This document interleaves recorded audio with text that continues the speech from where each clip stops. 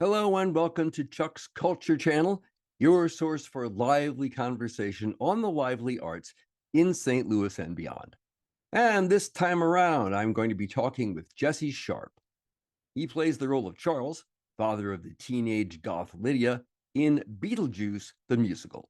With music and lyrics by Eddie Perfect, the national tour of Beetlejuice plays the Fabulous Fox in St. Louis October 10 through 22, 2023, and then goes on to multiple cities in the USA well into the summer of 2024. Check the video description field below to find out when it's coming to a theater near you. But first, how about a little video teaser?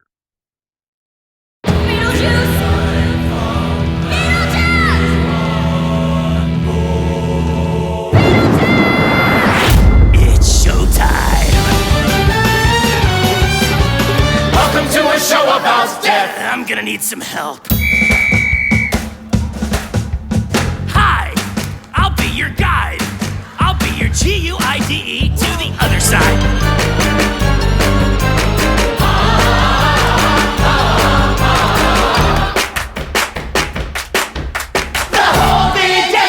Because I myself am strange and unusual.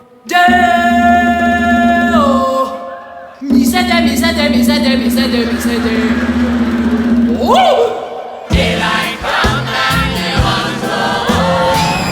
All we wanna do is hear that sound. All we wanna do is hear that sound. Fellas, all we wanna do is hear that sound. All we wanna do is hear that sound. All we wanna do is hear that sound. All we wanna do is hear that sound. That beautiful sound. That beautiful sound. That beautiful sound. That beautiful sound. Shake, shake, shake, Sonora.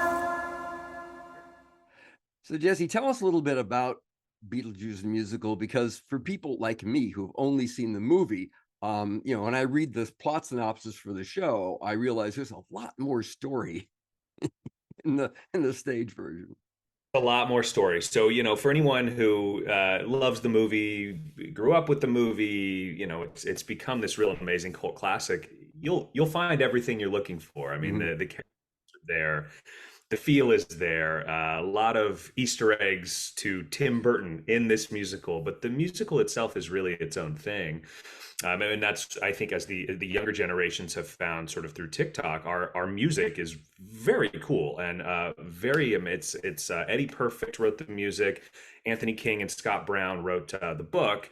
So the basic plotting is the same, but the dialogue and some other characters, it's its own unique thing, and obviously had a cult following on Broadway, but on tour has been kind of amazing. We've been fully sold out for most of the year, Wow. and our been unreal all over the country. So we're thrilled to take this thing to St. Louis, and the Fox will be our biggest venue so far, which I think is probably the case for a lot of tours when they come through St. Louis. Yes, it is. 5,200 seat theaters are not that common. Yeah, um, it's also a lot of fun to do. As you know, I know I don't tire of talking about it, doing the show. It's just a blast. It's a really good time. Of course, the role you're playing is the father of Lydia. Is that right? Have I got her name right? Yeah. Okay. It's been a while. I know. Well, it's also I'm Lydia's father and Delia's fiance, so it's early on in it was easy to get those two names switched, and even on stage after 300 plus shows, I'm like Lydia, Delia, Lydia, Delia. These are two different, very different characters. Oh boy. Charles- My memory of the movie is that Charles wasn't as interesting a character as he apparently is in the show. That is one of the major changes. I think the Charles character is a little more fleshed out. There's more going on. The show starts with the death of Emily Dietz, Charles's wife, his mother. So the action sort of puts the two immediately in the grieving stage, whereas in the movie you don't really know how long it was, and he's already married to Delia. In our show, he's not married to Delia. Delia is hired as Lydia's life coach, and that's all plot that comes early on in the show. So there's no big spoilers.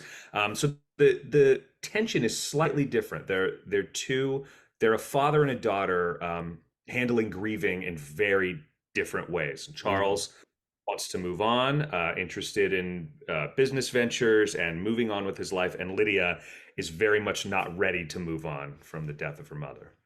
Yeah, so the characters seem to me have more psychology here than they do in the film.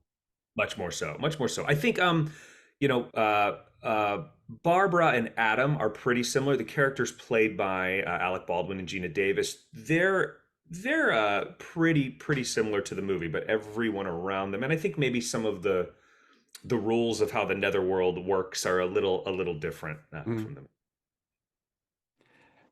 You were talking about what fun it is to play with Fox. I'm wondering if there are challenges to that because it is so much larger. I mean, it's twice as large as any of the Broadway theaters, pretty much. And I mean, I think acting challenges. I've toured a lot and done a lot of regional theater. When you play very big venues, sometimes the laughs from the back row aren't reaching you or are delayed. But usually in our show, when we've played the really big houses, the Pantages in LA is pretty big, and it's you get that feel from the front row, and you just have to know that it's back there too. It's, you know, everyone is really experiencing the thing. Yeah, it's the sort of the delay of the laughter, the delay of the applause. But I think most of us have played a variety of venues, so you're used to that. For me as a touring actor, it's the history of the venues that really excites me, because sometimes when you play a newer venue or say a performing arts complex on a college campus is not the same as playing a majestic old movie house. It's just the vibe is so different, and it's that always thrills me going into a venue like that. And I think our cast is all the same, and our show lends itself to that kind of grandeur. yeah, well, especially, I mean, the Fox is old enough that it could even have ghosts for all we know. Yeah. So, Years ago, my wife Lexi, who's on Beetlejuice, she's a swing on the show. mhm. She played Rosalie in School of Rock, and I was with her in St. Louis and did the tour of the Fox, and they just all the nooks and crannies and all the little haunted spaces, and it's really an amazing venue. Yeah, it's kind of a Phantom of the Opera sort of building, really. And Absolutely. we don't have a lake as far as I know, but A river not too far. yeah, that's true. That's true. So, you were talking earlier about the music. Now, I expect that at least I had not heard of this composer and lyricist team before. What can you tell us something about them? What kind of stuff do they do? Perfect in terms of Broadway. Also wrote the score for King Kong, so that was sort of something prominent that he had before Beetlejuice. He's a real wild man genius. I mean, his music is what we do, I think, really well is we cross genres. There's pop, there's rock. I mean, I hear in the score elements of like ska and island music, and then Oh, okay. musical theater. We're also integrating some of the famous songs from the movie. We have Shake Sonora and Deo. So those songs don't feel out of place. Somehow it all feels a part of the same thing. And I think it's real genius. It's very contemporary, but also genre-wise, I don't think people talk about it enough, how many musical genres Eddie is actually crossing into. And then Anthony and Scott are just tremendous comedy writers. I mean, mainly if you've ever seen Wet Hot American Summer, there's a movie and then a series they did on Netflix that is one of the funniest things ever. It's a lot of very well-known comedic actors, people from the sketch comedy group The State. So their background is in this really interesting, wild sketch comedy. And also they sort of come out of the New York improv and sketch scene. So it's a really very comedic feel. And the dialogue is, I mean, last night I never break on stage, and last night I broke on stage just a little bit because of just how funny this is. So I think that's where the movie is humorous, has funny moments. Certainly Michael Keaton is amazing, but everyone who speaks in this show gets amazing dialogue. I think it is much more an outrageous, over-the-top comedy than the movie is. That's certainly the impression that you get from seeing the video trailer, which I just showed before we came on. So yeah, it sounds like a lot of fun. It's going to be at the Fox the 10th through 22nd. Now, you are touring in this thing. How far in advance is the tour booked right now? Now we're booked through June 2024. Wow. We end December 2022 in San Francisco. So, we'll see what happens after that. But all in all, it's a year and a half and maybe more. Wow. Yeah. Yeah. I always mention that because who knows when it is when you're watching this out there. It could be Right, right. I don't know. It's going on the internet. It'll be on the internet forever. So there's a good chance that wherever you are, you'll get a chance to see Jesse in the role of Charles in Beetlejuice at a theater somewhere near you. Right, there's a good chance. Hey, listen, is there anything else you want to tell us? Any other projects you want to talk about before we sign off here?